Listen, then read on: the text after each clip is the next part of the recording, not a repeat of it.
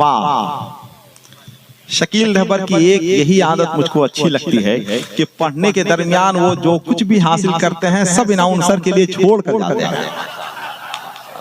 रंग खुशबू गुलाब है ही नहीं, रंग खुशबू गुलाब है ही नहीं, मुस्तफा का जवाब है ही नहीं, दिल ना जब तक कबाब बन जाए इश्क कारे सबाब है ही नहीं, दिल ना जब तक कबाब बन जाए इश्क कारे सबाब है ही नहीं। मैं मदीने से दूर हूँ अतहर, मैं मदीने से दूर हूँ अतहर, मुझसा खाना खराब है ही नहीं, मैं मदीने से दूर हूँ अतहर, मुझसा खाना खराब हो ही नहीं। हज़रात देखिए, असल में अच्छी शायरी सुनने के बाद शेरी ईमान ताजा हो जाता है कि नहीं? यही सोचकर मैं कई बार अच्छी शायरी की तलाश में सत्तू बांध कर निकला, मगर मुझको कामयाबी नहीं मिली। मुझको क्या मालूम था कि कामयाबी मुझको चैनपुर में मिलने वाली है माशाअल्लाह। और कामयाबी मिलती भी तो कैसे, अब तो कामयाबी का दारो मदार यूट्यूब है, फेसबुक है, सोशल मीडिया है, इलेक्ट्रॉनिक मीडिया है।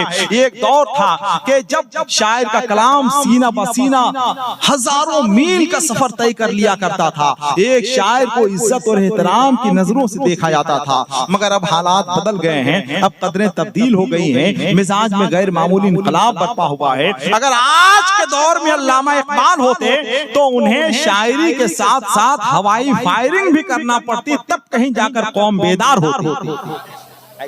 मेरे यहाँ एक शायर थे जनाबे हकीम मंसूर, उन्होंने आजिज आकर अखीर में शेर कहा था कि हटाओ कागज कलम को रोको कि फिक्रो फन की सिबात कम है, हटाओ कागज कलम को रोको कि फिक्रो फन की सिबात कम है, बना के कागज के फूल बेचो कि शायरी की हयात कम है। सुखनवराने अदीब कामिल सब अपनी महफिल से जा रहे हैं, खुदा ही हाफिज है अंजुमन का कि अहले दानिश की जात कम है। कमर के चेहरे पे मानगी है, सितारे आंखों को रहे हैं कि शब का आंचल झलक रहा है, उठाओ बिस्तर के रात कम है।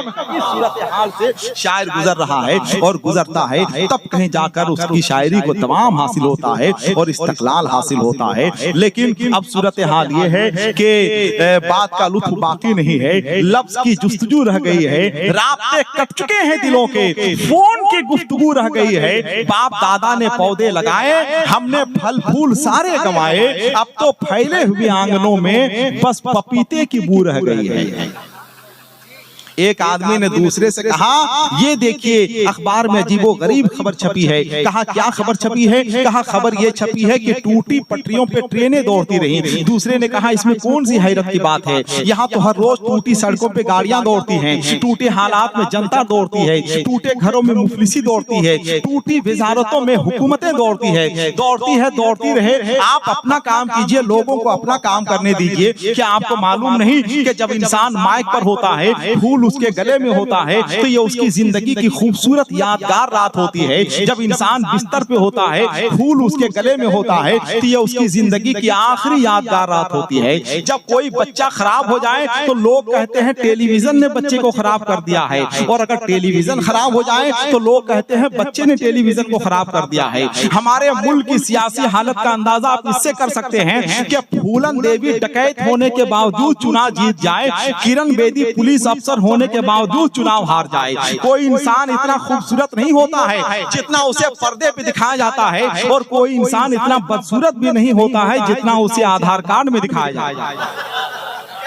ये हमारे मुल्क की कमनसीबी है कि नहीं? हमारे मुल्क की कमनसीबी है सैयद शकील रहबर साहब, ये मुल्क की कमनसीबी है कि कमाल लोग यहाँ सीखते हैं, दिखाते हैं दूसरी जगह। डॉक्टर यहाँ बनते हैं, ऑपरेशन अमेरिका में करते हैं, इंजीनियर यहाँ बनते हैं, मकान इमारत जापान में बनाते हैं, वेल्डिंग का काम यहाँ सीखते हैं, काम जिद्दा में करते हैं। एक काम है सियासत, जो लोग यही सीखते हैं और यही करते हैं। लोग कहते हैं कि अगर ये लोग बाहर चले जाएं तो हमारा मुल्क जन्नत का नमूना बन जाएगा, है कि नहीं? मगर ये सियासतदान बाहर जाते नहीं हैं, यही सीखते हैं और यही करते हैं। दुआ कीजिए कि ये लोग भी बाहर चले जाएं, है कि नहीं? माशाअल्लाह। आइए हम आपकी खिदमत मुबारकबाद पेश करते हैं। अच्छी शायरी का आप इस्तकबाल करते हैं, अच्छा शेर सुनकर दाद देते हैं, अच्छी शायरी पर सदाए आफरीन बुलंद करते हैं, इससे बड़ी अच्छी बात नहीं हो सकती है। इसका मतलब ये है कि अभी भी अच्छे शेर सुनने वाले वाले लोग हैं, अभी भी अच्छी शायरी की कद्र होती है, अभी भी अच्छी शायरी की कद्र करने वाले लोग हैं। जनाबे सैयद शकील रहबर चैनपुरी ने यह साबित कर दिया कि अच्छे शेर सुनने वाले लोगों से दुनिया खाली नहीं है, वो मरे नहीं हैं, एक ना एक दिन सुभाष चंद्र बोस के साथ जरूर वापस होंगे, है कि नहीं? सुभाष चंद्र बोस हमारे सामने स्टेशन है गोमो, वहीं से गुम हुआ था, इसीलिए उसका नाम गोमो रखा गया। नहीं मालूम? हाँ भाई, ये तारीख है। मजाक में हम कभी स्टेज पे अगर कोई हंसी से बात कह दें मजाक में, तो वो मजाक नहीं है, सीरियस है। सुभाष चंद्र बोस वहीं से गुम हुआ था ना, नेताजी सुभाष चंद्र बोस वहीं से गुम हुआ था। उसके बाद उसका पता ही नहीं चला कि जमीन निकल गई कि आसमान निकल गया, इसलिए उसी स्टेशन का नाम गोमो रखा गया था। एक नई बात मालूम हुई कि नहीं? जब जब जलसे में रहेंगे तो एक नई बात आप आपको बता के जाएंगे इंशाअल्लाह। एक शेर सुनिए, इसलिए कि बहुत बड़ा लहजा, मेरा पसंदीदा शायर, मेरा अजीज शायर इस्लाम जनाबे कारी गुलाम नूरे मुजस्सम आने वाले हैं माशाअल्लाह। अभी मैंने आपको बताया, जाहिर सी बात है कि उनकी आंखों में खाने काबा का जलवा होगा, सफा मरवा की सही होगी, मताफ में तवाफ करने का मंजर होगा, गुम्बदे खजरा का जलवा होगा, मुल्तजीम होगा, मुस्तजाब होगा, ये तमाम चीजें उनकी आंखों में गर्दिश करता होगा। जाहिर सी बात है उसी कैफियत से वो गुजर रहे होंगे। 2012 में पहली बार जब हम उम्रा करने के लिए गए हुए थे और वहां से वापस हुए थे, तो हमने जो शेर पढ़ा था वो शेर पूरी दुनिया में मकबूल हुआ। नेट का जमाना है तो इसलिए हम कह रहे हैं पूरी दुनिया में मकबूल हुआ। वो शेर ये था कि अंगूठी लेके आए हैं नगीना छोड़ आए हैं, अंगूठी लेके आए हैं नगीना छोड़ आए हैं, बहुत पछता रहे हैं जो मदीना छोड़ आए हैं। अंगूठी लेके आए हैं नगीना छोड़ आए हैं, बहुत पछता रहे हैं जो मदीना छोड़ आए हैं। तुम्हें मालूम है खुशबू कहां से आई फूलों में, मेरे सरकार गुलशन में पसीना छोड़। तुम्हें मालूम है खुशबू कहां से आई फूलों में, मेरे सरकार गुलशन में पसीना छोड़ आए हैं, मेरे सरकार गुलशन में पसीना छोड़ आए हैं। और बचाने के लिए देखना है चैनपुर के हुसैनी कैसे होते हैं, कि बचाने के लिए करबला में दीन की अज़मत हुसैन इब्ने अली हज का महीना छोड़ आए हैं।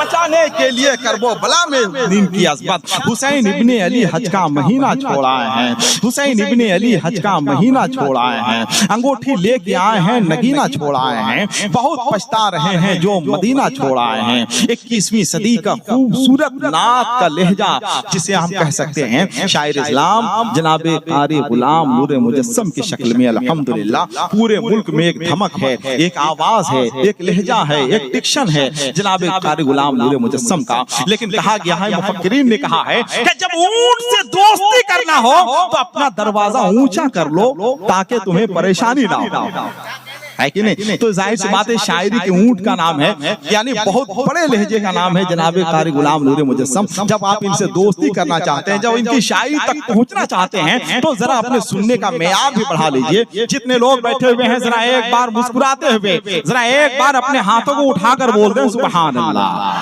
जरा और मोहब्बत के साथ बोल दें सुभान अल्लाह। अब एक शेर सुन लीजिए आपके, जाना तो उसने खूब है माना तो है नहीं, जाना तो उसने खूब है माना तो है नहीं, अगर स्टेज बोलेगा तब बोलिएगा। जाना तो उसने खूब है माना तो है नहीं, दाना है वो नबी का दीवाना तो है नहीं। जाना तो उसने खूब है माना तो है नहीं, दाना है वो नबी का दीवाना तो है नहीं। नाते रसूले पाक की दौलत है मेरे पास, अब इससे बढ़ के कोई खजाना तो है नहीं।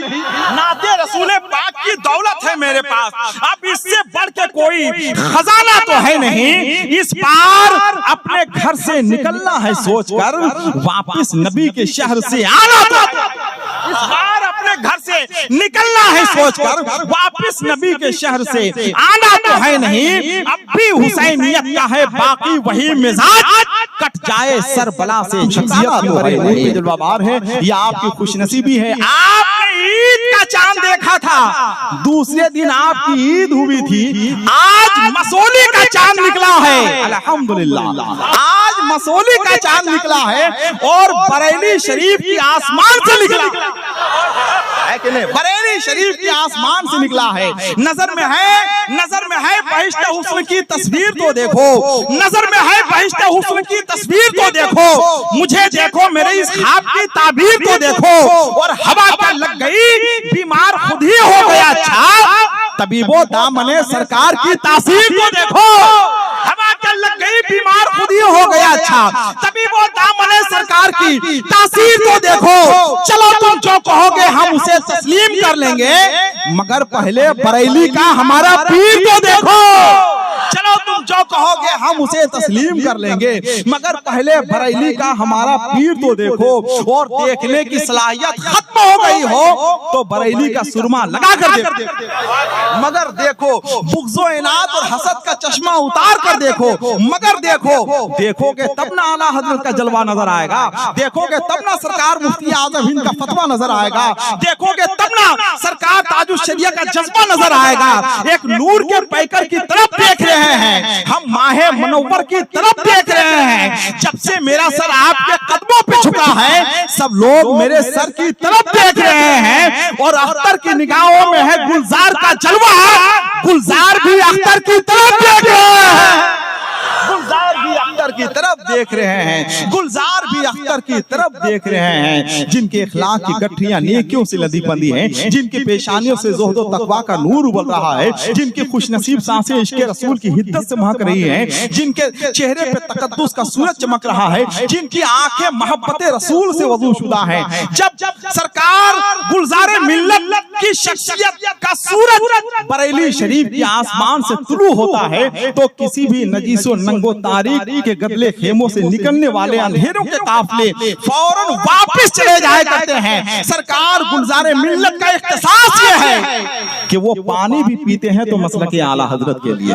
खाना भी खाते हैं तो मसलके आला हजरत के लिए, सफर भी करते हैं तो मसलके आला हजरत के लिए, अगर दवा भी इस्तेमाल करते हैं तो मसलके आला हजरत के लिए, जो कदम कदम पर सांस भी लेते हैं तो मसलके आला हजरत, जो अपने खून के प्यासों को तो मुआफ कर सकते हैं, मगर मसलके आला हजरत से खिलवाड़ करने वालों को कभी मुआफ नहीं कर सकते हैं। क्या फरमाते हैं सरकार मुहद्दिस कबीर?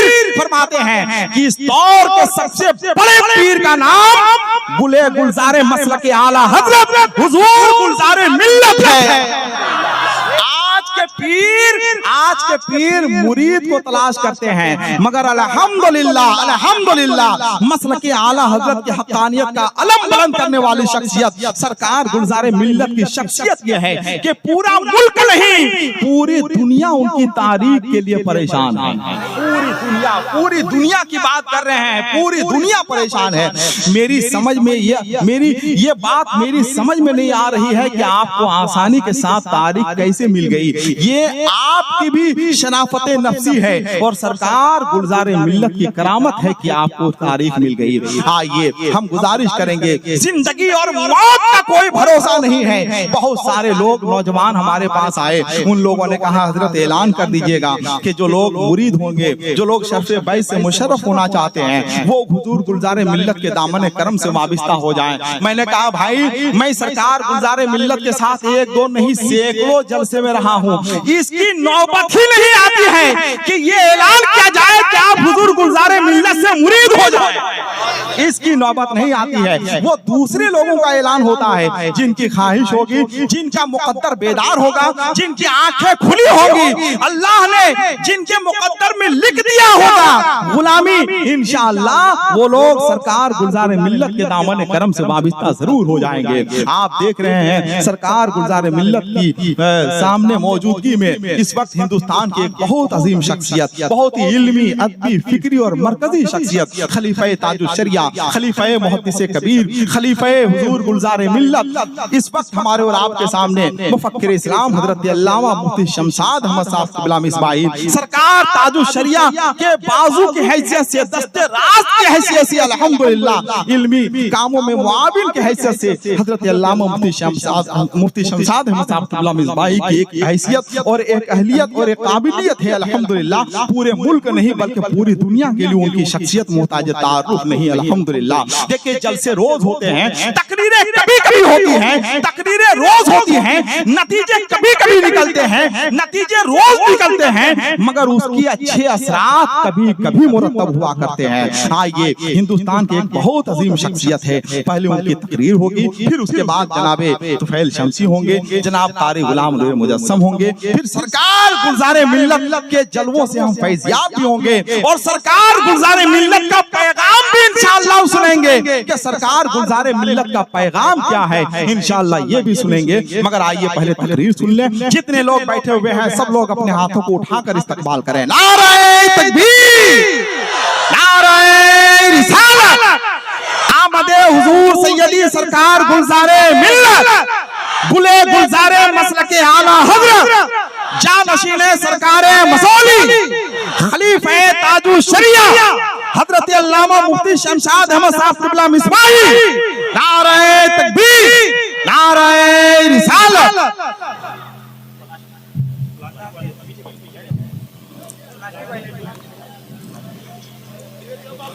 हुजूर सैयदी सरकार गुलजारे मिल्लत के मुरीदे खास शायर इस्लाम जनाब तुफैल शमसी गाजीपुरी ने ये अहम रोल अदा किया है अल्हम्दुलिल्लाह, जिनकी वजह से आपको ये तारीख मिली है। इंशाअल्लाह उनका भी कलाम आप सुनने का शरफ हासिल करेंगे। जनाब कारी गुलाम नूर मुजस्सम बैठे हुए हैं, इंशाअल्लाह उनका कलाम सुनेंगे। इस वक्त मुफ्ती साहब क़िबला की तकरीर होगी। बहुत आपने खर्च किया है, अब उस खर्च को आप अपने माथे की निगाहों से देखेंगे कि आपका खर्च जो हुआ है वो कैसे वसूल हो रहा है। इसलिए कि फूल जो कुछ जमीन से हासिल करते हैं उससे ज्यादा उसे लौटा देते हैं। मैं दुनिया ही में जन्नत चाहता हूँ, मैं दुनिया ही में जन्नत चाहता हूँ, मदीने में सुकूनत चाहता हूँ। मुझे नफरत नहीं दौलत से, लेकिन मैं अपने घर में बरकत चाहता हूँ। खुदा का शुक्र है हजरत बहुत है, मगर मैं आला हजरत चाहता हूँ। खुदा का शुक्र है हजरत बहुत है, मगर मैं आला हजरत चाहता हूँ। आइए हिंदुस्तान के एक अजीम और आफाकी अफकरी शख्सियत हजरत अल्लामा मुफ्ती शमशाद अहमद साहब क़िबला मिसबाही की गुफ्तगू और उनका बयान हम और आप सुनने का शरफ हासिल करें। नारे तकबीर, नारे रिसालत, आमदे हुजूर सैयदी सरकार गुलजारे मिल्लत, जानशीने सरकारे मसौली, वारिसे जुब्बे मौलाए कायनात, खानकाहे इस्माइलिया मसौली शरीफ। नारे तकबीर, नारे रिसालत। अल्हम्दुलिल्लाह रब्बिल आलमीन, वस्सलातु वस्सलामु अला सय्यिदिल अंबिया'i वल मुरसलीन व अला आलिहि तय्यबीन ताहिरीन व अस्हाबिहिल हादीनल महदिय्यीन, अम्मा बाद। फ़अऊज़ु बिल्लाहि मिनश शैतानिर रजीम, बिस्मिल्लाहिर रहमानिर रहीम। हल यस्तविल्लज़ीना यअलमून वल्लज़ीना ला यअलमून, आमन्तु बिल्लाहि सदक़ल्लाहु मौलानल अज़ीम व सदक़ रसूलुहुन नबियुल अमीनुल मकीनुल करीम व नहनु अला ज़ालिका लमिनश शाहिदीन व शाकिरीन वल्हम्दुलिल्लाहि रब्बिल आलमीन। कुछ कहने और सुनने से पेशतर आइए हम और आप मिलजुल कर इंतहाई खुलूस व मोहब्बत और एहतराम व अक़ीदत के साथ गुम्बद खज़रा में आराम फरमाने वाले आका व मौला मदनी ताजदार, दोनों आलम के मालिक व मुख्तार, सय्यदे अबरार व अख़ियार जनाब अहमद मुज्तबा मोहम्मद मुस्तफ़ा सल्लल्लाहु अलैहि वसल्लम की बारगाह में झूम झूम कर दरूद शरीफ का नजराना पेश करें और पढ़ें। अल्लाहुम्मा सल्लि अला सय्यदिना व शफ़ीना व हबीबना व मौलाना मुहम्मद व बारिक व सल्लिम सलातन व सलामन अलैका या रसूल अल्लाह सल्लल्लाहु तआला अलैहि वसल्लम। हज़रात, आज का ये अज़ीमुश्शान इजलास इस हैसियत से खुसूसियत का हामिल है कि आज के मुबारक इजलास में आलम इस्लाम की अजीम शख्सियत शहजादे रसूल फर्जंद बतूल औलाद अली वारिसे जुब्बे मौलाए कायनात गुले गुलजारे कादिरियत शहजादे सरकार मसौली पासबाने मसलके आला हजरत अल्लामा सैयद शाह गुलजार मियाँ साहब क़िबला वासिती रज़्ज़ाक़ी इस्माइली मद्दज़िल्लहुल आली बज़ाते खुद तशरीफ फरमा। यकीनन इस वक्त हिंदुस्तान में सादाते किराम में जो पीर सबसे ज्यादा मसलके आला हजरत की खिदमत कर रहे हैं उनमें नुमाया नाम हुजूर गुलजार मिल्लत का है। एक दो जलसों में नहीं बेशुमार जलसों में शिरकत हुई, बल्कि खुद हजरत अपने मुरीदीन को हुक्म देते हैं कि उनको बुलाओ। मैंने देखा ऐसे ऐसे इलाकों का हजरत ने सफर किया, ऐसी ऐसी जगहों में कदम रंजा हुए, ऐसे ऐसे खित्तों को अपने क़ुदूम मैमनत से सरफराज फरमाया जहां आम पीर जाने के लिए तैयार नहीं होते हैं, लेकिन मसलक की मोहब्बत में सफर की सऊबतें बर्दाश्त की, जिस्म पर मुशक्कत बर्दाश्त किया, सफर में भूखे रहे प्यासे रहे, लेकिन जलसों में पहुंचकर मसलके आला हजरत का ऐसा परचम बुलंद किया कि हमेशा के लिए वो इलाका अपना हो। मैं हिंदुस्तान में सिर्फ 2 ही 3 पीरों की तायद करता हूँ, मैं किसी पीर का नाम नहीं लेता इनसे मुरीद हो जाऊं, उनसे मुरीद, सिर्फ 2-3। उनमें से एक हुजूर गुलजार मिल्लत है, दूसरे हुजूर कायद मिल्लत है। आला हजरत के खानदान में मुरीद होना हो तो हमारे कायद मिल्लत, और सादात में मुरीद होना हो तो हुजूर गुलजार मिल्लत है। और दोनों का मतमहे नजर एक ही है, मसलके आला हजरत की तरवीज व इरशाद। मौलाना आजाद अमजदी हमारे शागिर्द हैं, अमजदिया से पढ़े हैं। इन्होंने लड़कियों के इदारे में मेहनत करके बड़ा अच्छा माहौल बनाया है, तालीम और तरबियत का बहुत हसीन माहौल इन्होंने बर्पा किया है। और मैं कहता हूं कि इस पूरे इलाके पर इस इदारे की खिदमात की बुनियाद पर और इस इदारे के कारनामों की बुनियाद पर इतना अजीम एहसान है कि अब आपकी बच्चियों को कहीं दूर दराज का सफर नहीं करना है, इसी गांव में बैठे बैठे दीन का इल्म हासिल कर सकती है। पर्दे में रहकर, अपने घर में रहकर, सफर की सऊबतों से बचते हुए शानदार मदरसा है, बेहतरीन इमारत है, बेहतरीन मुअल्लिमात हैं, पढ़ाने वाली हैं, अच्छे माहौल में अच्छी तालीम और तरबियत का इन्होंने इंतजाम किया। और चंद सालों में, चंद महीनों में इन्होंने मेयारे तालीम को इतना बुलंद कर दिया है कि अब कहीं दूर दराज जाने की जरूरत नहीं है। आप लोग अपने बच्चियों को इस इदारे में भेजें और दीन की तालीम से उनको आरास्ता करें। अगर एक फर्द तालीम याफ्ता होता है, एक बेटा तालीम याफ्ता होता है, एक भाई तालीम याफ्ता होता है, तो वो सिर्फ एक फर्द तालीम याफ्ता बन रहा है। लेकिन एक बच्ची अगर तालीम याफ्ता होती है तो समझो पूरा खानदान तालीम याफ्ता हो रहा है, क्योंकि बच्चियों की गोद बच्चों की पहली परवरिशगाह और पहली दरसगाह होती है। जब उनकी गोद में बच्चा परवरिश पाता है तो अगर माँ तालीम याफ्ता होगी तो उसका बच्चा भी तालीम याफ्ता होगा, अगर माँ दीनदार होगी तो उसका बच्चा भी दीनदार होगा, अगर माँ मुतसल्लिम होगी तो उसकी गोद में पलने वाला बच्चा भी मुतसल्लिम होगा। वो सुलह कुल्ली वहाबी और बदमज़हब नहीं होगा। इसलिए आप अपनी बच्चियों को दीनी तालीम से आरास्ता करें। और आप देख ही रहे हैं हिंदुस्तान का माहौल, हमारी बच्चियां कितनी तेजी से गैरों के दामे फरेब में मुब्तला होकर दीन मसलक मजहब से दूर हो जा रही हैं। इर्तिदाद का फितना आपके दरवाजे पर चौखट दे रहा है। आपके दरवाजे पर इर्तिदाद का फितना पहुंच चुका है। अगर आपने अपनी बच्चियों की सही तालीम और तरबियत का एहतमाम नहीं किया तो यकीन रखिए एक दिन वो हादसा किसी के साथ भी हो सकता है कि आप समाज में मुंह दिखाने के लायक नहीं रहे।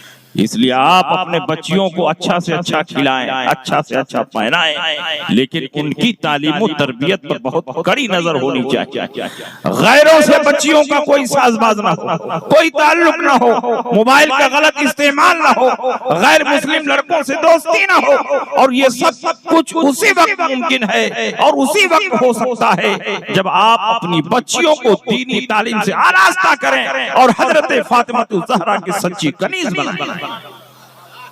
हजरत फातिमा ज़हरा रज़ी अल्लाह ताला अन्हा ने पर्दे का इतना एहतमाम किया, इतना एहतमाम किया कि मुअर्रिखीन ने लिखा है कि चश्मे फलक ने बगैर दुपट्टे के घर के अंदर भी कभी आपके सर को नहीं देखा। घर के अंदर औरतें आमतौर पर इजाफी लिबास से बेनियाज होती थी। जब गैरों के सामने आना होता है तो पूरे हिजाब में होकर के आती है। लेकिन हजरत फातिमा ज़हरा की जिंदगी हम सब के लिए मिसाले राह हिदायत है कि वो घर में भी होती थी तो पूरे हिजाब के साथ होती थी, इजाफी कपड़ों के साथ होती थी। और अल्लाह ने उनके अंदर ऐसी हया पैदा की थी कि जब इंतकाल का वक्त हुआ तो हजरत सिद्दीक़ अकबर की अहलिया मोहतरमा से कहा कि मदीना मुनव्वरा में जब औरतों का जनाजा निकलता है तो खाट पर उनका जिस्म यूं ही कफन में लपेट कर रख दिया जाता है जिससे जिस्म का उतार चढ़ाव नजर आता है। इसको मैं पसंद नहीं करती, तुम मेरे लिए एक ऐसा खटोला बनाओ, तुम मेरे लिए ऐसा मरनसेज बनाओ कि उसके ऊपर जब पर्दा डाल दिया जाए तो कफन ही नजर ना आए, चे जाए कि जिस्म का उतार चढ़ाव नजर आए। तो हजरत अबू बकर सिद्दीक की अहलिया मोहतरमा ने एक खाट बनाया, बांस का खाट, और चारों तरफ से उन्होंने उसमें छोटी छोटी दीवार भी बना दी और उसके ऊपर पर्दा डाल दिया और फरमाया सैयदा आप इस खाट को देखें, अगर इस खाट पर औरत का जनाजा रखा जाए और ऊपर से चादर डाल दी जाए तो औरत के जिस्म का उतार चढ़ाव तो क्या है, औरत के जिस्म पर जो सफेद कफन डाला गया है वो भी नजर नहीं आया। क्या आप इसको पसंद करती हैं?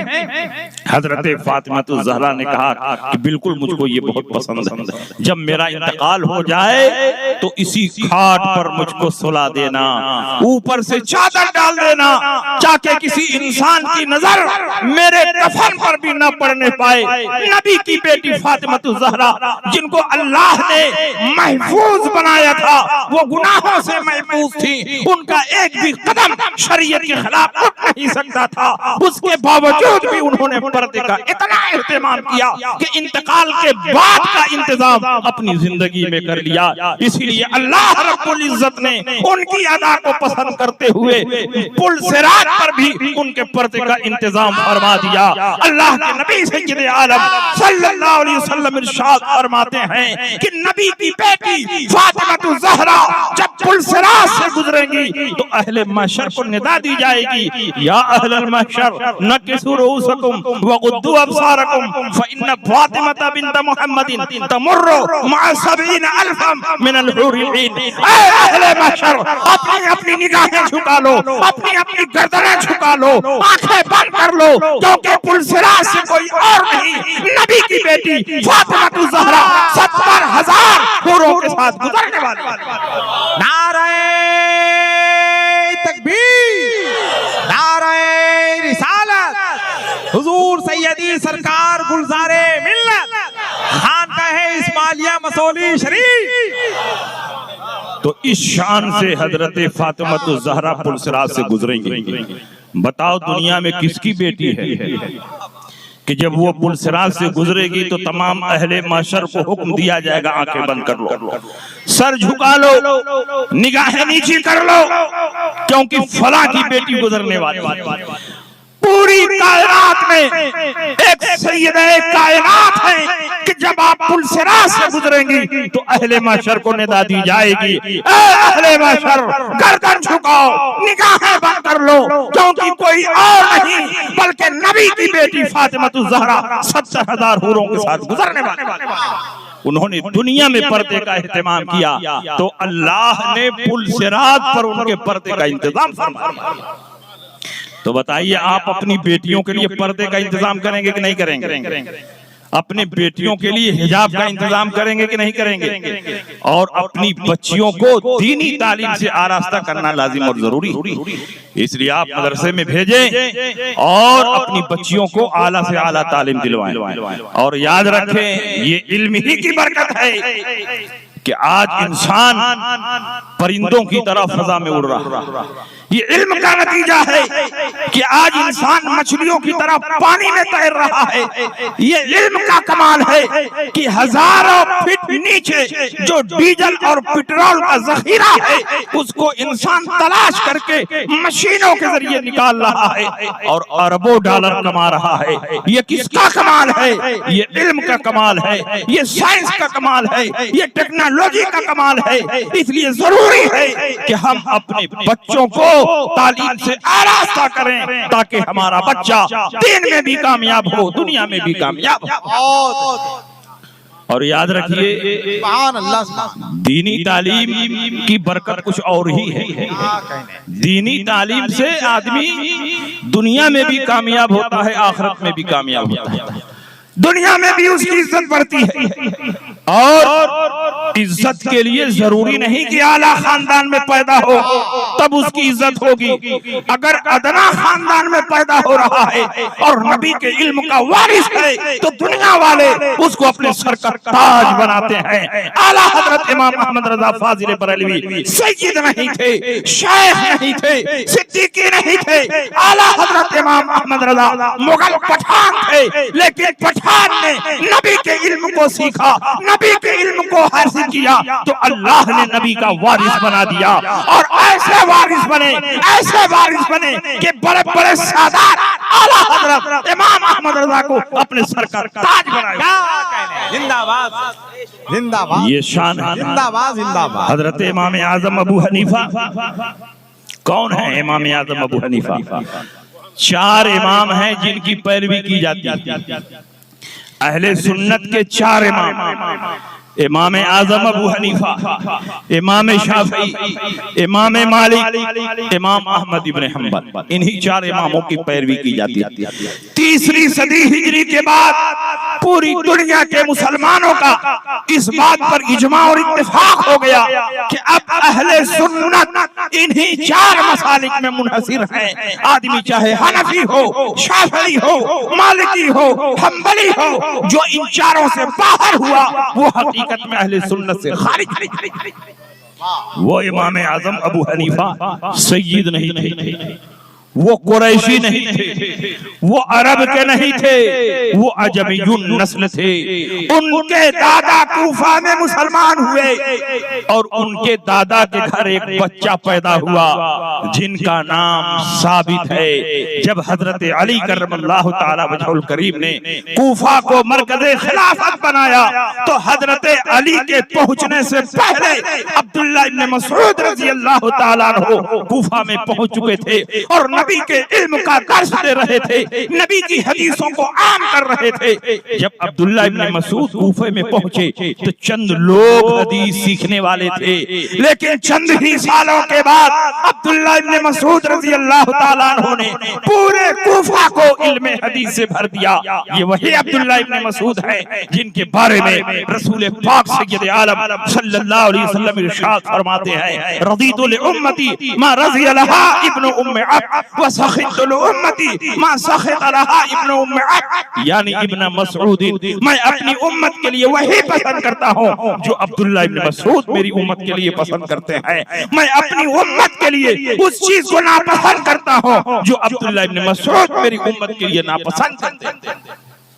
जब हजरत अली कूफा पहुंचे तो अब्दुल्ला इब्न मसूद अपने शागिर्दों को लेकर कूफे के बाहर हजरत अली के इस्तकबाल के लिए आए। बहुत बड़े मैदान में हजरत अली का काफिला पहुंचा। अब्दुल्ला इब्न मसूद ने उनका वेलकम और इस्तकबाल करने के लिए अपने शागिर्दों की फौज मैदान में खड़ी कर दी। जब हजरत अली करमल्लाहु ताला वजहुल करीम ने उस मैदान पर निगाह दौड़ाई तो कहा, अब्दुल्ला इब्न मसूद, तुमने पूरे कूफा को इल्म से भर दिया है, ये पूरा मैदान तुम्हारे शागिर्दों से भरा हुआ।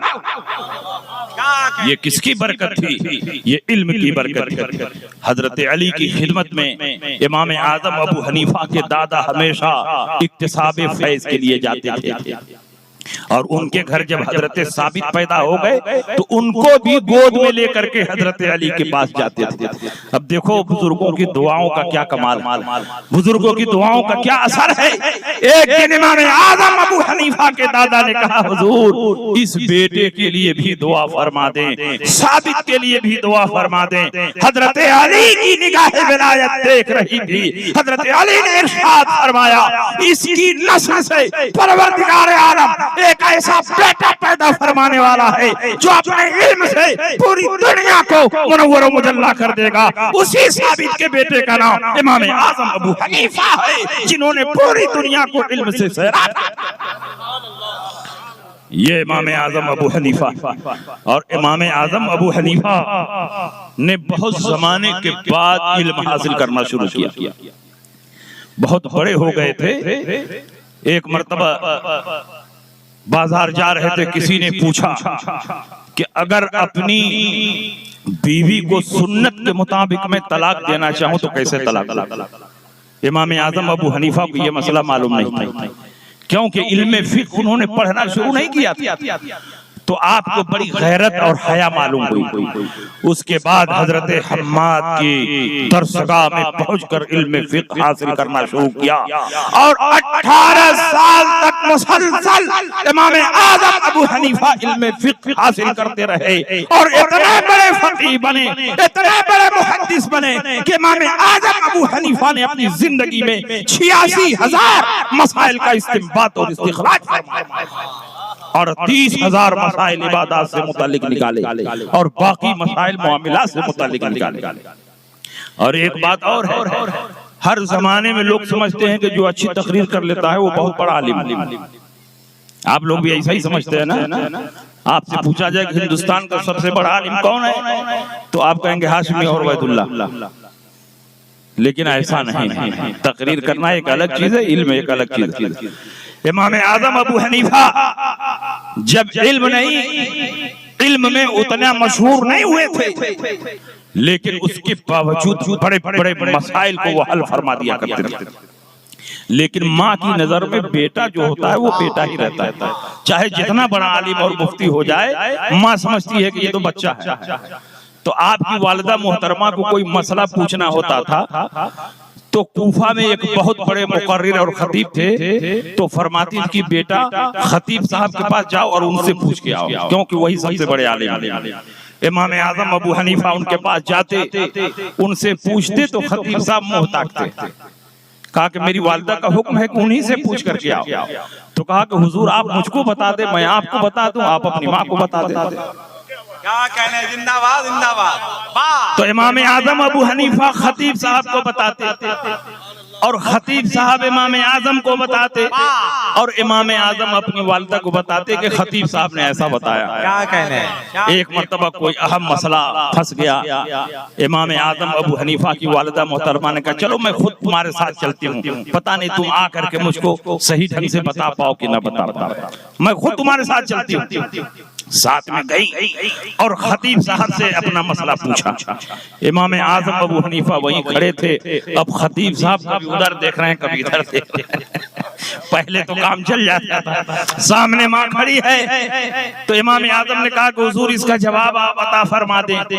तो खतीब साहब बिल्कुल चुपचाप खड़े हैं, कुछ बोल ही नहीं रहे। तो आपकी वालिदा मोहतरमा फरमाती हैं कि आप जवाब क्यों नहीं देते? मुझे तो जो भी दुश्वारी पेश आती है, जो भी मसला समझना होता है, मैं कई सालों से आप ही से समझ रहे हो, तो इस मसले का जवाब क्यों नहीं देते? तो उन्होंने कहा कि अम्मी जान मैं कैसे जवाब दूं? आप जितने सालों से मसला पूछ रही हैं उनमें से कोई जवाब मैंने नहीं दिया है, आपके बेटे इमाम आजम अबू हनीफा ने दिया है। लेकिन आज आप यहीं सामने मौजूद हैं तो कैसे मैं उनसे पूछूं और वो कैसे मुझको बताएं और फिर कैसे मैं आपको बताऊं?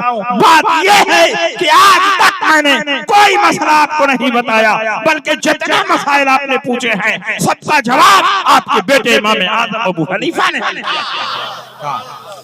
ये शान इमाम आजम अबू हनीफा, ये शान। और उनके शागिर्दों की ऐसी शान, उनके शागिर्दों की ऐसी शान, सुभान अल्लाह। बड़े बड़े फुक़हा, बड़े बड़े मुहद्दिसीन उनके शागिर्दों से इल्म सीखते थे।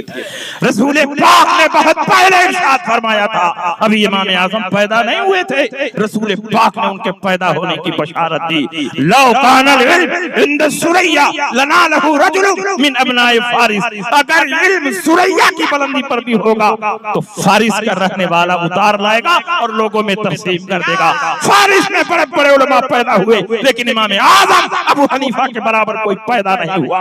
इसीलिए इब्ने हजर अस्क़लानी, इमाम अस्क़लानी, इमाम बदरुद्दीन आइनी फरमाते हैं, क़द बशर नबी सल्लल्लाहु अलैहि वसल्लम बिल इमाम अबी हनीफा। इस हदीस में रसूल पाक ने किसी और की बशारत नहीं दी है, इमाम आजम अबू हनीफा की बशारत। ये हमारे इमाम, इसलिए जरूरी है कि आप अपने पीर को भी पहचानो और अपने इमाम को भी पहचानो। हमारा हाल यह है कि हम अपनी जड़ को छोड़े चले जा रहे हैं।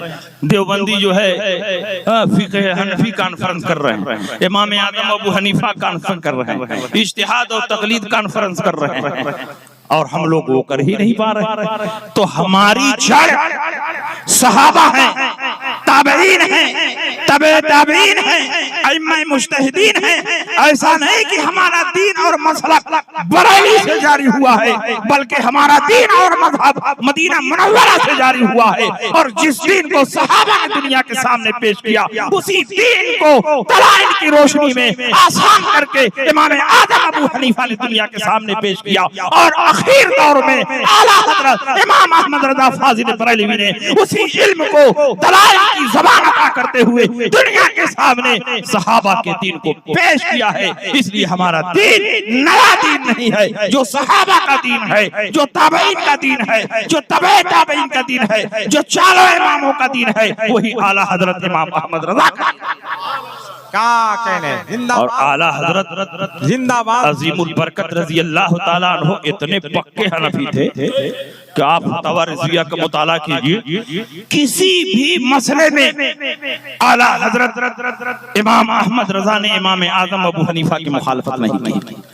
अगर उनके शागिर्दों का इख्तिलाफ हुआ भी तो इमाम आजम अबू हनीफा के कौल पर आला हजरत ने हमेशा फतवा दिया है, बल्कि उस पर किताब भी लिखी है कि फतवा मुतलकन कौले इमाम ही पर होगा, किसी और के कौल पर एतमाद नहीं किया जाएगा। ये शान है।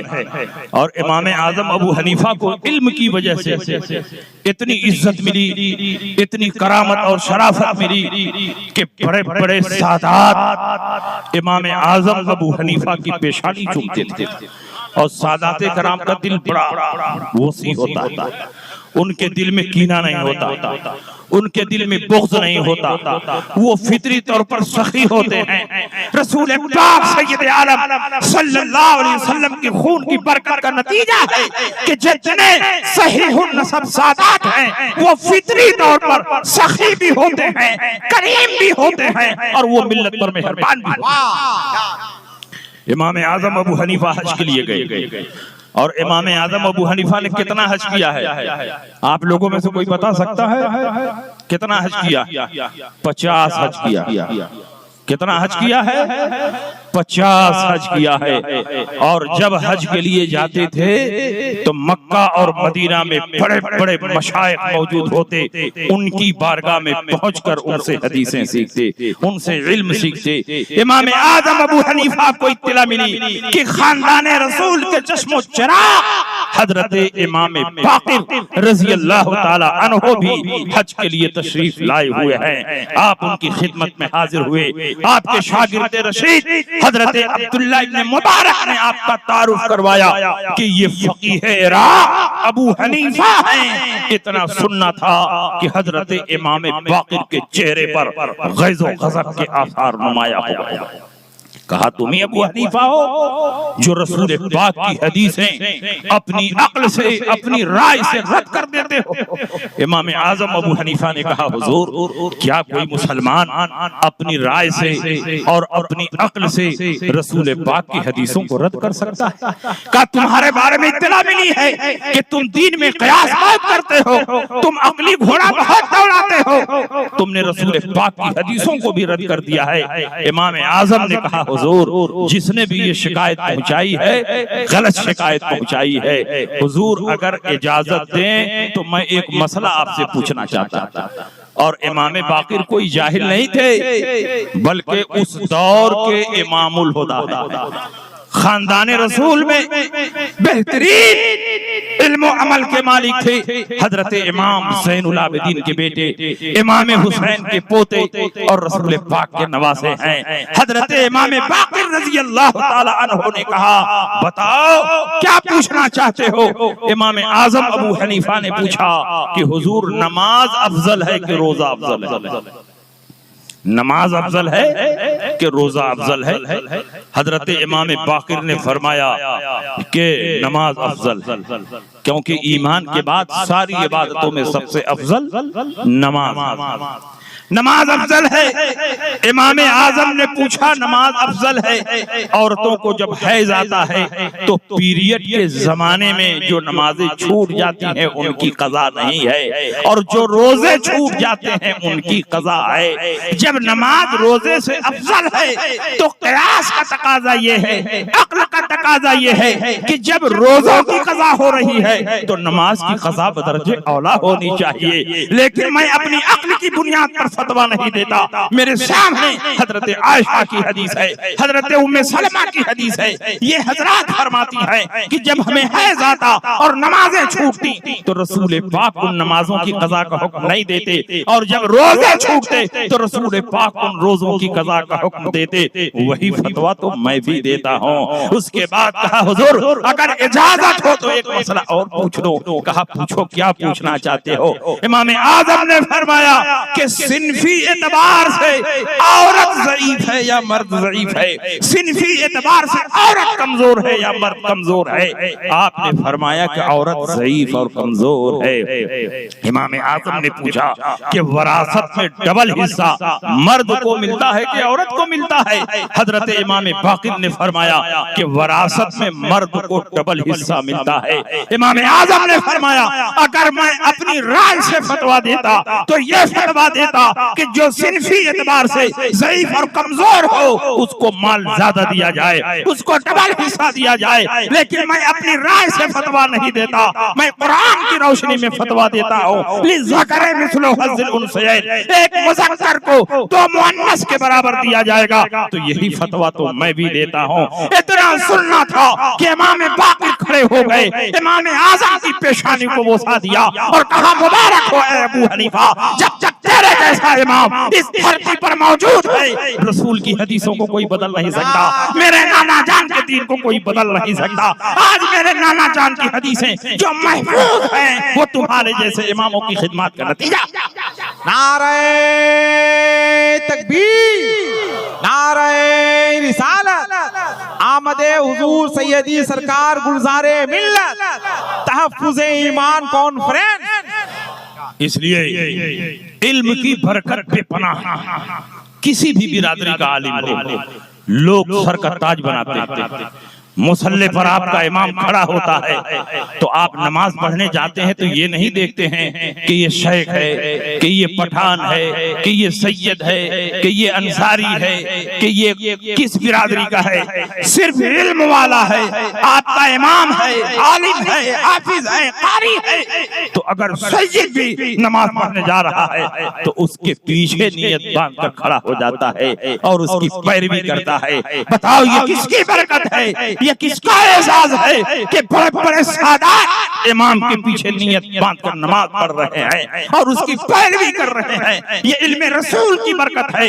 इसलिए जो रसूल पाक का इल्म हासिल करेगा वही रसूल पाक का नायब होगा, वही रसूल पाक का वारिस होगा। इसीलिए अल्लाह के नबी ने इरशाद फरमाया, अकरिमुल उलमा फइन्नहुम वरसतुल अंबिया। उलमा की ताज़ीम करो इसलिए कि ये उलमा अंबिया के वारिस। बात समझ में आ रही है कि नहीं समझ में आ रही है? ये शान है इमाम आजम अबू हनीफा की। और इन्हीं इमामों में से एक इमाम हजरत इमाम शाफी रहमतुल्लाह अलैह। आज तो मदरसों में खाने का जबरदस्त इंतजाम, पीने का जबरदस्त इंतजाम, सोने का इंतजाम, बिस्तर का इंतजाम, लाइट का इंतजाम, किताबों का इंतजाम। लेकिन एक दौर वो भी था कि हमारे इमामों के पास लिखने के लिए कागज नहीं था, कलम नहीं था, पढ़ने के लिए चिराग नहीं था। और गुर्बत और इफलास का ये आलम कि वो पेट भर खा ही नहीं सकते थे तो कहां से कागज खरीद कर लाएं, कहां से कलम खरीद कर लाएं, कहां से रहने का इंतजाम करें। आज मदरसों में हॉस्टल बन रहे हैं, खानों का इंतजाम हो रहा है, फ्री में मुअल्लिमीन तालीम दे रहे हैं। और लड़के बीमार पड़ जाएं तो मदरसे वाले डॉक्टर के यहाँ भी ले जाते हैं, उनका इलाज भी करवाते हैं। और जो ज़हीन और अच्छे बच्चे होते हैं उनके लिए वजीफे का इंतजाम भी करते हैं, इंतजाम करते हैं। तो आप बताओ कि आज के दौर में कितनी आसानी है, लेकिन इतनी आसानी के बावजूद भी हम लोग अपने बच्चों को मदरसों में पढ़ाने के लिए नहीं भेजते। लेकिन इमाम शाफी रहमतुल्लाह अलैह के एक वाक़या सुनो, आंखों में आंसू आ जाएगा। हजरत इमाम शाफी रहमतुल्लाह अलैह अभी चंद साल के थे कि उनके वालिद का इंतकाल हो गया, यतीम हो गए। आपकी वालिदा मोहतरमा ने निहायत गुर्बत और इफलास के आलम में मजदूरी करके उनकी तालीम और तरबियत का एहतमाम किया, उनके पालने पोसने का एहतमाम। जब कुछ होशियार हुए तो हजरत इमाम शाफी मुहद्दिसीन की बारगाह में पहुंचकर हदीसें सीखने लगे और सुनने लगे। कुछ दिनों के बाद हजरत इमाम शाफी जब और होशियार हो गए तो मदीना मुनव्वरा हज के लिए पहुंचे। मिना में एक बूढ़े आदमी से मुलाकात हुई और उनसे गुफ्तगू होने लगी। वो बूढ़ा आदमी मदीना मुनव्वरा से आया हुआ था। हजरत इमाम शाफी रहमतुल्लाह अलैह ने उसका नाम पूछा, उसका हस्बो नसब पूछा कहाँ आप रहते हैं, कब आए हैं, किस मकसद के लिए आए हैं। उसने कहा हमारे साथ पूरा काफिला है, हमारे खानदान और ऐसा और अकरबा काफी तादाद में मदीना मुनव्वरा से आए हुए हैं, हम मदीना के रहने वाले। और हजरत इमाम शाफी इमाम मालिक रहमतुल्लाह अलैह से बेपनाह मोहब्बत करते थे। इमाम मालिक सीनियर हैं और इमाम शाफी जूनियर हैं। इमाम शाफी इमाम मालिक के शागिर्द भी। हजरत इमाम शाफी रहमतुल्लाह अलैह ने पूछा क्या आप मदीना से आए हैं, आपने इमाम मालिक को देखा है, वो देखने में कैसे लगते हैं, वो कपड़ा कैसे पहनते हैं, उनकी दाढ़ी कैसी है, उनके बोलने का अंदाज कैसा है। वो बूढ़ा आदमी एक एक बात समझाता रहा कि वो सफेद कपड़ा पहनते हैं, उनकी दाढ़ी भी सफेद है, चेहरा बड़ा खूबसूरत और हसीन और जमील है, गोरा है, वो लंबे कद के हैं और जब बोलते हैं हदीस रसूल बयान करते हैं तो ऐसा लगता है कि जबान से फूल झड़ रहे हैं। हजरत इमाम शाफी के दिल में बड़ा शौक था कि इमाम मालिक से मुलाकात हो जाए, लेकिन उनके पास इतना पैसा नहीं था, सफर खर्च नहीं था कि वो मक्का मुकर्रमा से हज से फारिग हो करके मदीना मुनव्वरा जा सके। हजरत इमाम शाफी रहमतुल्लाह अलैह एक एक चीज को इमाम मालिक के बारे में पूछते रहे। तो उस आदमी ने कहा, लगता है तुमको इमाम मालिक से बड़ी मोहब्बत है। कहा, वाकई मुझको इमाम मालिक से बड़ी मोहब्बत है और मेरे दिल में बड़ा शौक है कि काश मैं इस जिंदगी में इमाम मालिक रहमतुल्लाह अलैह का चेहरा देख लेता और कुछ हदीसें पढ़ने का मुझको भी शरफ हासिल हो जाता। तो कहा, जाओ मदीना, मस्जिद नबवी शरीफ में उनकी दरसगाह लगती है, हजारों शागिर्द बैठकर हदीस रसूल सीखते हैं, पढ़ते हैं, तुम भी पढ़ो। कहा, मेरे पास पैसा नहीं है, मैं बहुत गरीब आदमी हूँ, मैं मदीना मुनव्वरा अपने खर्चे से नहीं जा सकता, मेरे पास कुछ भी नहीं। तो उस बूढ़े ने कहा, मेरी दावत कबूल करो। इमाम शाफी ने कहा, ठीक है, मैंने आपकी दावत कबूल किया।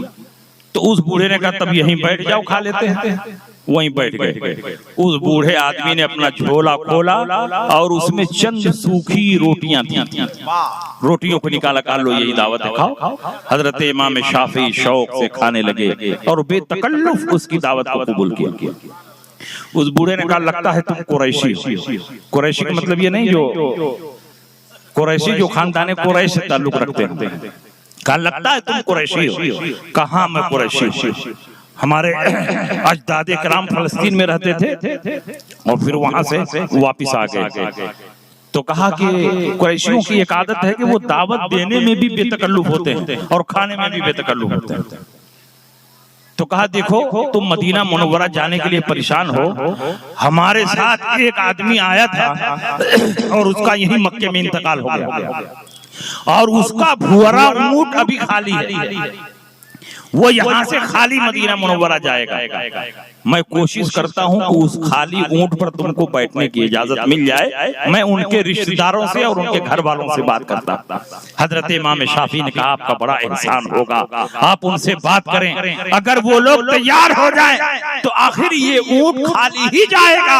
इस ऊंट पर मैं बैठकर मदीना मुनव्वरा जाऊं और कम से कम हजरत इमाम मालिक रहमतुल्लाह अलैह का चेहरा देख लूं, उनकी दरसगाह में बैठ जाऊं और कुछ हदीसें उनसे पढ़ने का शरफ हासिल हो जाए।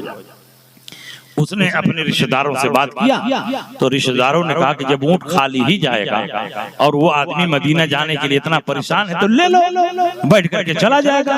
इस तरह हजरत इमाम शाफी की मुश्किल आसान हो गई। जेब में पैसा नहीं है, काफिले के साथ हो गए, खाली ऊंट मिल गया, उसी पर बैठकर मदीना मुनव्वरा निकल गए। 16 दिनों में, ये चाय वाले बैठ के सुनो, 16 दिनों में हजरत इमाम शाफी मदीना मुनव्वरा पहुंचे और 16 दिनों में 16 खत्म हजरत इमाम शाफी ने रास्ते में किया। हम लोग उम्रे के लिए जाते हैं 16 दिन 17 दिन, एक खत्म भी नहीं हो पाता। हजरत इमाम शाफी ने 16 दिन में मदीना मुनव्वरा का सफर मुकम्मल किया। उस दौर में तेज रफ्तार गाड़ियां नहीं थी, ट्रेनें नहीं थी, हवाई जहाज नहीं थी, बल्कि ऊंट का सफर था। संगलाक पथरीली जमीन थी, धूप में चलना होता था, पहाड़ियों को अबूर करना होता था। बड़ी मशक्कत से 16 दिनों में हजरत इमाम शाफी रहमतुल्लाह अलैह मदीना मुनव्वरा पहुंचे और फरमाते हैं कि 16 दिनों में मैंने 16 खत्म कुरान किया। जब वहां पहुंचा तो मस्जिद नबवी शरीफ में अजान हो गई थी और लोग वजू बना बना करके नमाज पढ़ने के लिए जा रहे थे। मैंने भी वजू बनाया और मस्जिद नबवी में पहुंच गया। नमाज हुई, जब जमात खत्म हो गई तो मैंने देखा कि एक लंबे कद के निहायत हसीन और खूबसूरत बुजुर्ग जो नीचे सफेद तहबंद बांधे हुए हैं और ऊपर सफेद चादर ओढ़े हुए हैं, जैसे एहराम में हम लोग एक कपड़ा नीचे बांधते हैं, एक कपड़ा ऊपर से लपेट लेते हैं, 2 कपड़ों में मलबूस हैं और वो मिंबर पर बैठकर रसूल पाक की हदीसें बोल रहे हैं और उनके शागिर्द कागज कलम लेकर रसूल पाक की हदीसें नोट कर रहे हैं। आप जरा अंदाजा लगाइए, जमात खत्म हो गई, जिनको जाना था चले गए, लेकिन हजरत इमाम मालिक रहमतुल्लाह ताला अलैह के शागिर्द जमात खत्म होने के बाद मस्जिद नबवी शरीफ में बैठ गए।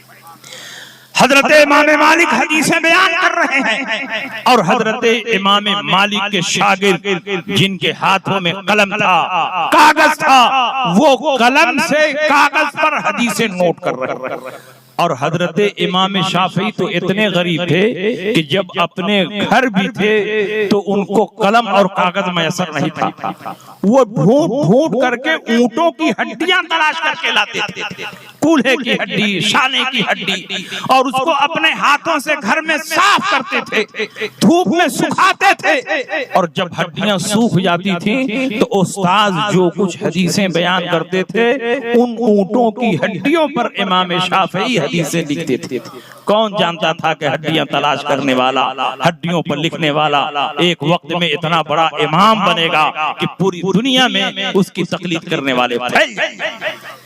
हजरत इमाम मालिक हदीस बयान कर रहे हैं और उनके शागिर्द कागज कलम लेकर हदीसें लिख रहे हैं। हजरत इमाम शाफी ने सोचा कि मेरे पास न कागज है न कलम और पैसा भी नहीं है कि मैं कागज कलम लेकर के आऊं, और यहाँ हड्डियां भी नहीं है कि उस पर लिख।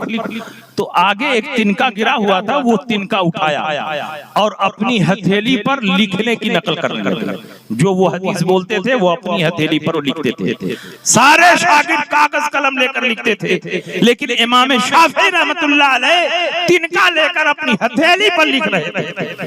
फिर जब अगली नमाज का वक्त हुआ, अजान हुई, तो सब लोग जाकर वजू करने लगे और लिखने पढ़ने का काम खत्म हो गया।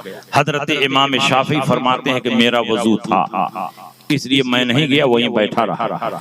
हजरत इमाम मालिक ने इशारे से बुलाया। इशारे से क्यों बुलाया? इसलिए कि वहीं बगल में रसूल पाक का रौजा है। ला तरफउ अस्वातकुम फौका सौतिन नबी, नबी की आवाज पर अपनी आवाज को बुलंद न करो। वला तजहरु लहु बिल कौल कजहरि बादिकुम लिबाद अन तहबत अमालुकुम व अंतुम ला तशउरून। और जिस तरह आपस में एक दूसरे को पुकारते हो, इस तरह नबी को न पुकारो, वरना सारे अमाल बर्बाद हो जाएंगे और तुम्हें पता भी नहीं चलेगा। इसीलिए हजरत उमर का भी मामूल था, किसी को बुलाना होता तो कंकर मार कर बुलाते, कंकर मारते जब लागता तो ऐसे बुलाते। तो इमाम मालिक ने इशारे से बुलाया। हजरत इमाम शाफी आगे पहुंचे, कहा कि तुम अपनी हथेली पर क्या लिख रहे थे? तो हजरत इमाम शाफी ने कहा कि जो हदीसें आप बयान कर रहे थे वही हदीसें मैं लिख रहा था। कहा अपनी हथेली दिखाओ। हजरत इमाम शाफी ने जब हथेली दिखाई तो हथेली पर तो कुछ था ही नहीं, वो तो तिनका घुमा रहे थे, लिखने वालों से तशब्बुह हासिल कर रहे थे। कहा तुम्हारी हथेली पर तो कुछ नहीं है, तुम हदीसे रसूल की नाकदरी कर रहे हो, तुम दरसगाह की खिलाफ वर्जी कर रहे हो, तुम मजलिसे रसूल की बेअदबी कर रहे हो। कहा हुजूर ऐसी बात नहीं है, मेरे दिल में हदीस की बड़ी मोहब्बत है और आपकी भी बड़ी अकीदत है। मैं गरीब हूँ, तालिब इल्म हूँ, मुसाफिर हूँ, मैं यहाँ का रहने वाला नहीं हूँ, मैं तो सिर्फ आपकी ज़ियारत के लिए मदीना मुनव्वरा आया हूँ। मैंने देखा कि आपके शागिर्द कागज कलम लेकर हदीसें नोट कर रहे हैं, तो मैंने सोचा मेरे पास गुर्बत की वजह से कागज कलम नहीं है, जेब में पैसा भी नहीं है कि कागज कलम लेकर के आऊं। सामने तिनका पड़ा था, तिनका उठाया और हथेली पर हदीसें लिखने लगा ताकि लिखने वालों से मुशाबहत हासिल हो जाए, लिखने वालों में मेरा भी नाम शामिल हो जाए। कहा हथेली पर लिखने से क्या हासिल? कहा हुजूर हथेली पर लिखना तो बहाना है, असल बात यह है कि आपकी सारी हदीसें मैं दिल की तख्ती पर नोट कर रहा था, दिल की तख्ती पर आपकी सारी हदीसें महफूज। तो हजरत इमाम मालिक ने कहा कि इस मजलिस में 1000 हदीसें मैंने नोट कराई, तुम 500 सुना दो। हजरत इमाम शाफी ने फरमाया हुजूर 500 नहीं, मैं पूरी 1000 सुना देता। कहा नहीं तुम 500 सुना दो।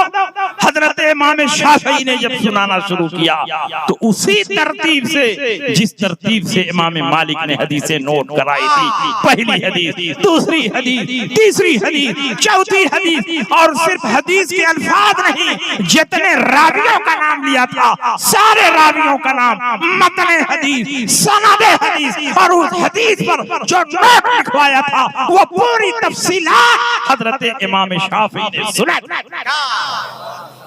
तो उन्होंने फरमाया कि एक वक्त आएगा कि पूरी दुनिया तुम्हारे इल्म का मोहताज। नारे तकबीर, हाथों को उठाए, नारे तकबीर, नारे रिसालत, मसलके आला हजरत फैजाने सरकार गुलजारे मिल्लत। इसलिए आप इल्म रसूल की बरकत को देखो। हजरत अली करमल्लाहु ताला वजहुल करीम चौथे नंबर के खलीफा। कै नंबर के खलीफा? आजकल मौलाइयत की बीमारी आ गई। हुब्बे अली और हुब्बे अहले बैत के चोर दरवाजे से कुछ लोग अहले सुन्नत में राफिजियत घुसाने की कोशिश करते हैं। और ये हमारे भोले भाले सुन्नी अवाम हुब्बे नबी, हुब्बे अहले बैत और हुब्बे अली की वजह से उनकी बातों का शिकार हो जाते हैं। और एक दिन वो भी आता है कि हजरत अली को खलीफा बिला फसल कहने लगते हैं, अमीर माविया की शान में गुस्ताखी करने लगते हैं, हजरत तलहा हजरत जुबैर को बुरा भला कहने लगते हैं, हजरत आयशा सिद्दीका की शान में गुस्ताखियां करने लगते हैं। बताओ अहले सुन्नत का मसलक यही है? अहले सुन्नत का मसलक ये है कि सारे सहाबा आदिल हैं, सारे सहाबा हक पर हैं, सारे सहाबा फलाह याफ्ता हैं, सारे सहाबा जन्नती हैं। और सहाबा में जो इख्तिलाफ हुआ है हमको उसमें जुबान खोलने की इजाजत नहीं है। हजरत अली से जिन जिन लोगों ने इख्तिलाफ किया है उस इख्तिलाफ में हजरत अली हक पर थे और हक अली के साथ था। लेकिन जो लोग हजरत अली के खिलाफ थे उनसे खते इज्तिहादी हुई। और खते इज्तिहादी में मुज्तहिद को बुरा भला नहीं कहा जा सकता, उसको गालियां नहीं दी जाती, उसकी तौहीन नहीं की जाती। सहाबा का इख्तिलाफ ऐसे ही है जैसे चारों इमामों का इख्तिलाफ है। इमाम शाफी भी हक पर, इमाम मालिक भी हक पर, इमाम अहमद इब्न हंबल भी हक पर, इमाम आजम अबू हनीफा भी हक पर। हालांकि बेशुमार मसाइल में इख्तिलाफ है। तो जैसे हम इनको बुरा भला नहीं कर सकते, ये चारों अहले सुन्नत के इमाम हैं, उसी तरह सारे सहाबा हमारे इमाम हैं, हमारे मुक्तदा हैं, हमारे पेशवा हैं। हम किसी भी इमाम की तौहीन नहीं करेंगे और किसी सहाबी की तौहीन नहीं करेंगे। तो हजरत अली करमल्लाहु ताला वजहुल करीम को सहाबा में जो इम्तियाजी मकाम हासिल था वो किस वजह से? हजरत अली की खुसूसियत कई जिहतों से, जरा गौर से सुनिएगा इस बात को। हजरत अली की खुसूसियत कई जिहतों से है। हजरत अली सहाबी रसूल होने की हैसियत से भी, हजरत अली दामाद रसूल है, ये भी एक हैसियत है। हजरत अली हुजूर अलैहिस्सलाम के चचा के बेटे हैं, यानी चचाजाद भाई है। और जब हुजूर ने मदीना मुनव्वरा में अपने मुआखात की कायम किया तो उस वक्त हजरत अली को अपना भाई बनाया। हुजूर अलैहिस्सलाम ने हजरत अली को दामाद बनाया, ये भी एक हैसियत है। और अहले बैत में भी हजरत अली दाखिल हैं, सहाबा में भी हजरत अली दाखिल हैं। तो हजरत अली की बेशुमार जिहतें हैं। उसके बावजूद सहाबा में हजरत अली को जो इम्तियाज और खुसूसियत हासिल है वो उनके इल्म की वजह से, उनकी ज़हानत की वजह से। अल्लाह ताला ने हजरत अली को ऐसी ज़हानत अता फरमाई, ऐसी ज़हानत अता फरमाई और ऐसा इल्म अता फरमाया कि बड़े बड़े सहाबा का दिमाग जहाँ नहीं पहुँचता था वहाँ हजरत अली का दिमाग पहुँचता था। एक आदमी हजरत अली की खिदमत में हाजिर हुआ। देखिए दिमाग सबको मिलता है लेकिन दिमाग वही जो नतीजे पर पहुंचा। हजरत अली की खिदमत में एक शख्स हाजिर हुआ और उसने कहा हुजूर मैंने मन्नत मानी थी कि मेरा फला काम हो जाएगा तो मैं हाथी के वजन के बराबर गेहूं खुदा की राह में सदका करूंगा। अब मेरा फला काम हो गया है, मैं चाहता हूं कि हाथी के वजन के बराबर गेहूं खुदा की राह में सदका करूं। हजरत अली ने फरमाया तो दुश्वारी क्या है, हाथी के वजन के बराबर गेहूं खुदा की राह में सदका कर दो। उसने कहा हुजूर यही तो दुश्वारी है कि हाथी का वजन कितना होना है। उस जमाने में धर्म कांटा नहीं था कि ट्रक और माल के साथ उसको वजन कर दिया जाए। ट्रक का कितना वजन है, ट्रक पर लदे हुए सामान का कितना वजन है। आज से 1450 साल पहले की बात मैं कर रहा हूँ। हजरत अली करमल्लाहु ताला वजहुल करीम की खिदमत में वो शख्स हाजिर हुआ, कहा हुजूर यही तो मुश्किल है कि हाथी का वजन कितना होता है। मैंने बड़े बड़े सहाबा से पूछ लिया लेकिन किसी ने इसका कोई जवाब नहीं दिया। हजरत अली ने फरमाया कि इसका जवाब बहुत आसान, तुम हाथी को लेकर दरिया के किनारे जाओ और कश्ती पर हाथी को सवार करो। जब हाथी को कश्ती पर सवार करोगे तो कश्ती पानी में कुछ दबेगी कि नहीं दबेगी? तो दबने के बाद देखो पानी कहां तक पहुंचता है, वहां निशान लगा दो। निशान लगा के हाथी को उतार दो और उसके बाद गल्ला लादना शुरू करो, भरते रहो भरते रहो भरते रहो। कश्ती दबते दबते जब उसी निशान पर पहुंच जाए तो समझ लो कि हाथी के वजन के बराबर गल्ला हो गया है। उतना गल्ला खुदा की राह में सदका कर दो, तुम्हारी मन्नत पूरी हो। बात समझ में आ रही है कि नहीं समझ में आ रही है? तो ये किसका कमाल है? ये इल्म का कमाल है। नबी अकरम सल्लल्लाहु ताला अलैहि वसल्लम के सहाबा में बड़े बड़े सहाबा हैं, सब हमारे लिए काबिल एहतराम हैं, काबिल ताज़ीम और तौक़ीर हैं। लेकिन हजरत अली को जो खुसूसियत मिली है, सहाबा में जो इम्तियाज मिला है, वो हजरत अली के इल्म की वजह से मिला है। क्योंकि रसूल पाक सय्यद आलम सल्लल्लाहु ताला अलैहि वसल्लम ने जब आपको यमन का काजी बनाकर भेजना चाहा तो हजरत अली की उम्र बहुत कम थी। आपको यमन का चीफ जस्टिस बनाकर भेजना चाहा तो उस वक्त हजरत अली की उम्र बहुत कम थी। हजरत अली ने कहा, या रसूल अल्लाह, मेरी उम्र बहुत कम है और कज़ा के बारे में और फैसला करने के बारे में मुझको तजुर्बा नहीं है।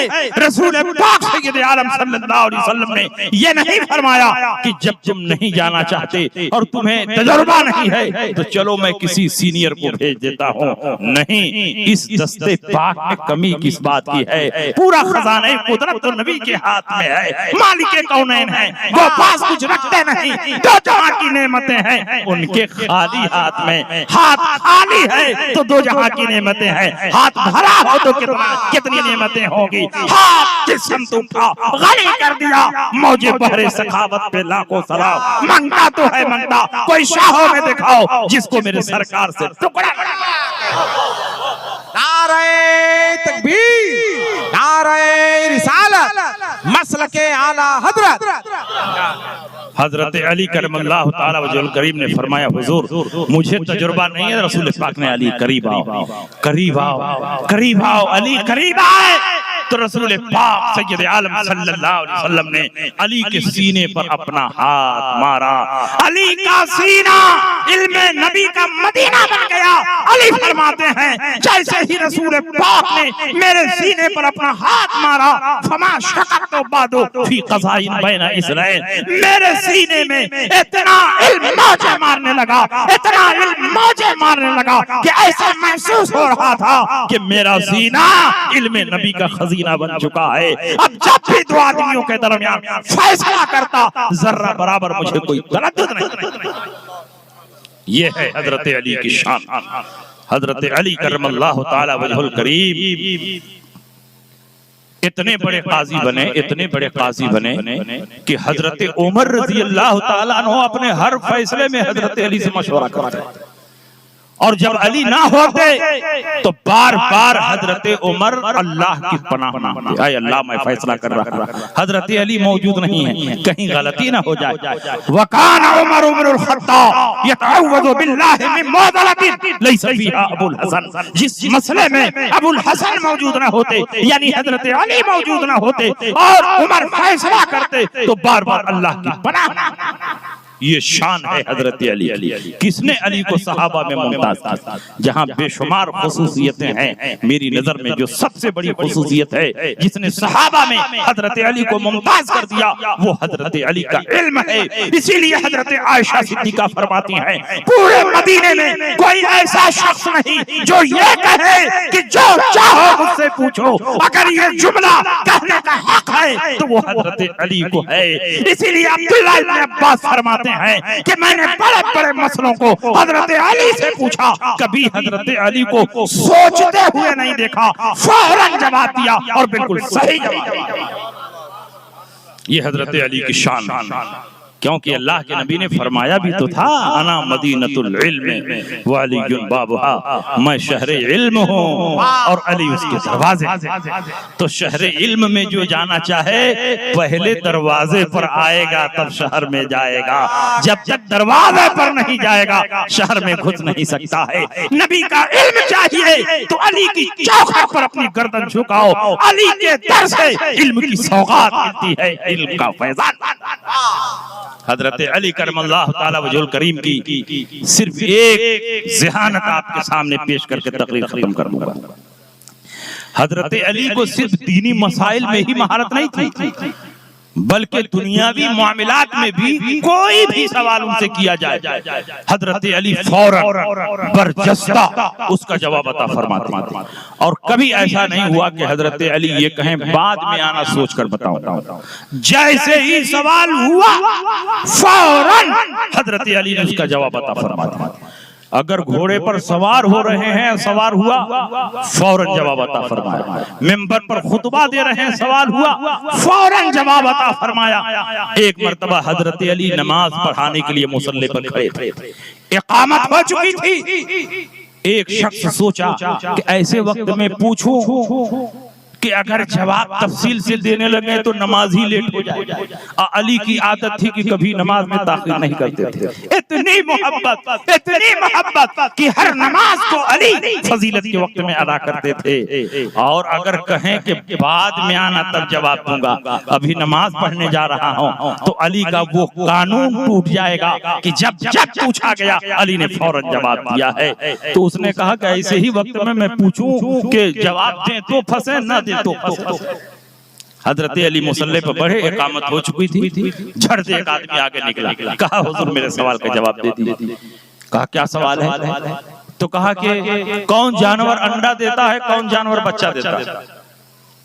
अगर खाली अरब के जानवरों को हजरत अली शुमार करें तो कई हफ्ता गुजर, लेकिन वो अली थे, वो मौलवी नहीं थे। हजरत अली करमल्लाहु ताला वजहुल करीम ने 1 मिनट से कम में जवाब दे दिया।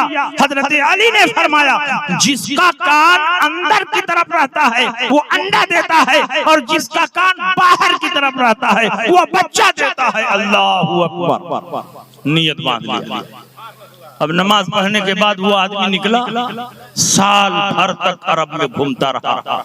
दरियाओं का सफर, समंदरों का सफर, पहाड़ों का सफर, बयाबानों का सफर, जंगलात का सफर, गली गली, करिया करिया, शहर शहर घूमता रहा। हजारों लाखों जानवरों पर रिसर्च किया। साल भर के बाद आया, कहा हुजूर आपने जो जवाब दिया बड़ा परफेक्ट जवाब दिया, कहीं भी किसी भी जानवर पर आपका ये जवाब गलत नहीं हुआ। हर जगह मैंने यही देखा, जिसका कान अंदर की तरफ है वो अंडा दे रहा है, और जिसका बाहर की तरफ है वो बच्चा दे रहा है। हजरत अली ने फरमाया एक पहचान और लेता जा, जो दाना चबा कर खाते हैं वो बच्चा देते हैं, और जो सालिम निकल जाते हैं वो अंडा देते हैं। साल भर के लिए और चला जा। वो साल भर के लिए चला गया, पूरे अरब में घूमता रहा, दरियाओं में घूमा, समंदरों में घूमा, बयाबानों में घूमा, पहाड़ों में घूमा, करिया करिया, बस्ती बस्ती, शहर शहर, नगर नगर। साल भर के बाद आया, कहा हुजूर जवाब बिल्कुल परफेक्ट आपने दिया है। हजारों जानवरों पर मैंने रिसर्च किया, लेकिन यही पाया कि जो सालिम निकल जाते हैं वो अंडा देते हैं, और जो कूच कर खाते हैं वो बच्चा देते हैं। हजरत अली करमल्लाहु ताला वजहुल करीम ने इरशाद फरमाया एक पहचान और लेता जाए, जो अपने बच्चों को दाना खिलाते हैं वो अंडा देते हैं, और जो दूध पिलाते हैं वो बच्चा देते हैं। साल भर के लिए और चला जा, कहा हुजूर अब मैं नहीं जाऊंगा।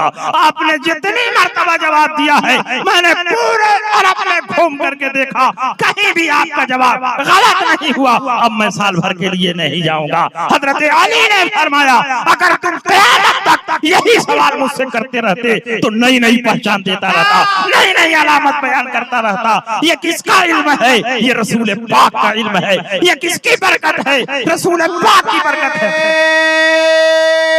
तकबीर, नारे रिसालत। मसलके आला हजरत तहफ्फुज़े ईमान कॉन्फ्रेंस खलीफे ताजू शरिया हुजूर सैयद गुलजार मिल्लत साहब किबला वारिसे जुब्बे मौलाए कायनात जानशीने सरकारे मसौली आमदे सरकार गुलजारे मिल्लत नारे तकबीर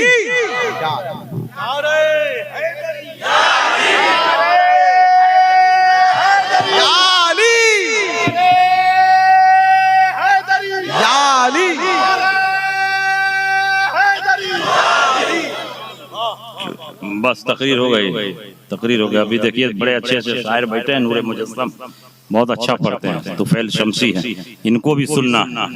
खाली हम ही बोलते रहेंगे तो ये कब पढ़ेंगे। ये एक सवाल आया है, इसको बहुत संजीदगी से सिर्फ सुनने की जरूरत नहीं, इस पर अमल करने की जरूरत है। सवाल ये है कि हुजूर वाला अस्सलाम वालेकुम व रहमतुल्लाहि व बरकातहू, बराए करम माइक पर नमाज जायज है या ना जायज, इस पर मुकम्मल तौर पर रोशनी डालने का करम फरमाएं, ताकि नमाज जैसी अहम इबादत को बर्बाद होने से महफूज रखा जाए। माइक एक नई इजाद, पहले माइक की इजाद रही थी, बाद में माइक की इजाद हुई। माइक जो है ये आवाज बढ़ाने का काम करता है। जब हम माइक में बोलते हैं तो हमारी आवाज मशीन के पास जाकर खत्म हो जाती है, फिर वो मशीन इसी आवाज के मिस्ल दूसरी आवाज बना करके और तेज करके आगे बढ़ाती है। तो हमारी आवाज तो माइक पर खत्म हो गई।